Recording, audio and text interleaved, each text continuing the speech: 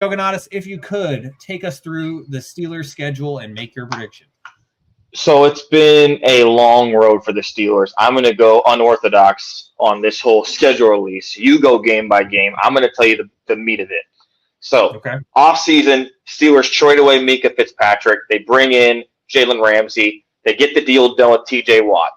They literally spend the entire offseason, I don't know what they were doing with the quarterback position, but they decided on Aaron Rodgers, whether that was just fatigue over this is the last guy we have available, or they didn't want to take a chance and commit to either Justin Fields. They were going to get rid of Russell Wilson. They don't take a quarterback in the draft. They take Derek, I forget his last name, from Oregon.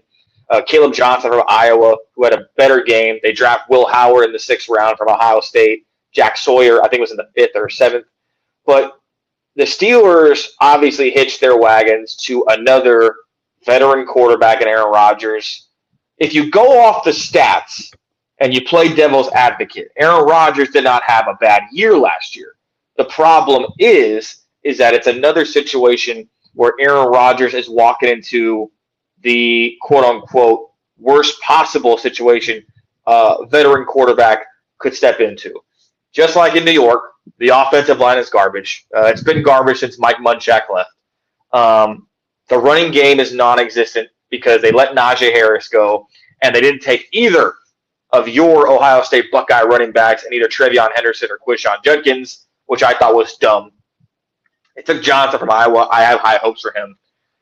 The Steelers' problem is that they're going to face, if I looked off the schedule, at the very least 7 to 8 playoff teams. They play the Packers. There's a 4-week stretch where they play the Bengals, the Bills, the Bears, and the Chargers. Good luck with that.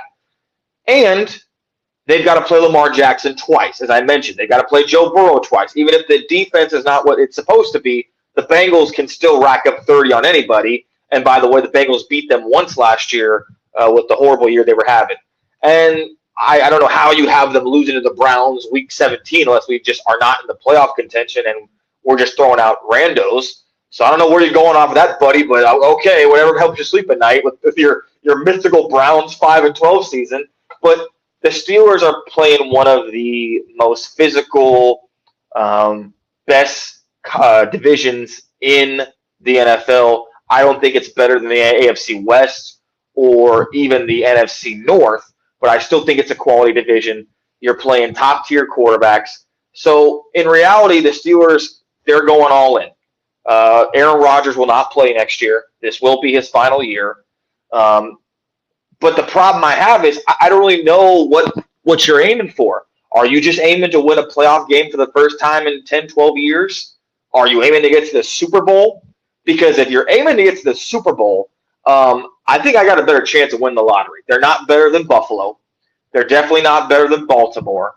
I don't think they're better than Denver right now, if I'm being real with you. I think when you go down the list of teams, just no order, Kansas City, Buffalo, Baltimore are the top 3. Obviously, the Chiefs, just because of the apex they've been at, they're at the top. But then there's Buffalo, there's Baltimore. Below that, there's the Texans. There's the I think the Chargers could be a playoff team. Denver, a lot of high hopes out there in Denver. And I'll even throw out the New England Patriots. I have the New England Patriots as the second best team in the AFC East this year. So the Steelers, hypothetically, if you're just going shock, I don't even think they're the 8th best team in the AFC. So I don't really know what the point was to bring in Aaron Rodgers if you're not aiming for the Super Bowl. You don't have the roster for that. This team could easily go either 7-10 or 10-7, but I just don't think they have the horses to stay with Baltimore. I don't think, and it depends, right? We don't know about Cincinnati. We don't know what's going to happen with this Trey Hendrickson thing, but Cincinnati's going to win a couple of shootouts this year. I have the Steelers. I hate to say this. I've got the Steelers penciled in at 8-9. It's the first time ever Mike Tomlin will have a losing season. I hope I'm wrong. I hope it's wishful thinking. I've got the Steelers at 8-9, missing the playoffs, finishing 3rd in the AFC North. And hopefully it's worse than that because I would like to see them go 3-14 or 5-12, which probably won't happen. They can get one of those top-tier quarterbacks in the draft. But I do not have them finishing over 500, and that's me being a realist.